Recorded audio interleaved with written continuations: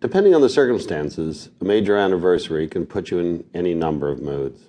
Celebratory, certainly, maybe a little wistful, depressed if you're built that way.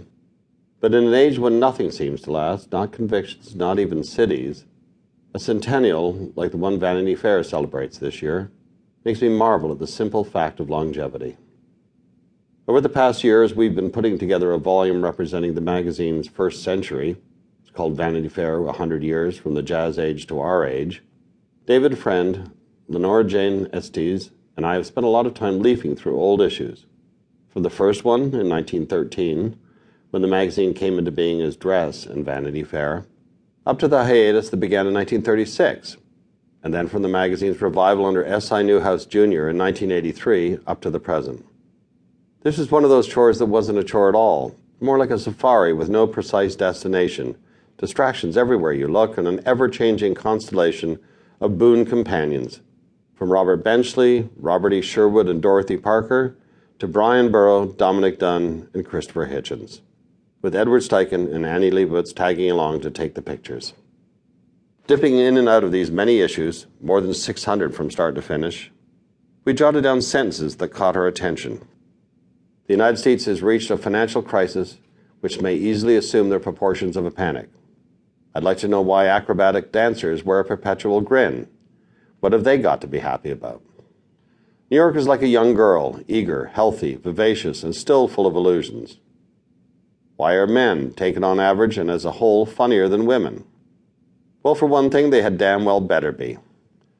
Of all the social virtues, the least neglected, the most useful and ornamental, the easiest to practice, and the loveliest is lying. Banks and bankers are by nature blind. They have not seen what was coming.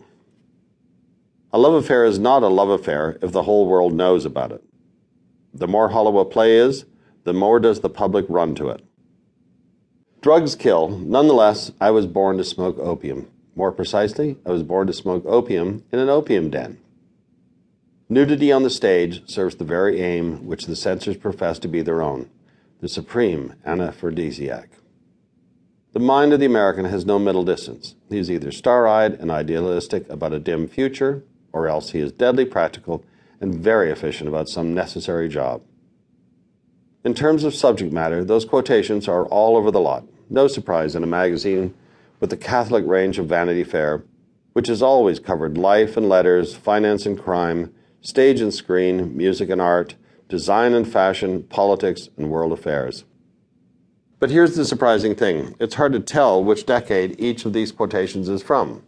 For the record, and in order, they're from 1921, 1925, 1921, 2007, 1930, 1932, 2000, 1922, 2000, 1926, and 1920.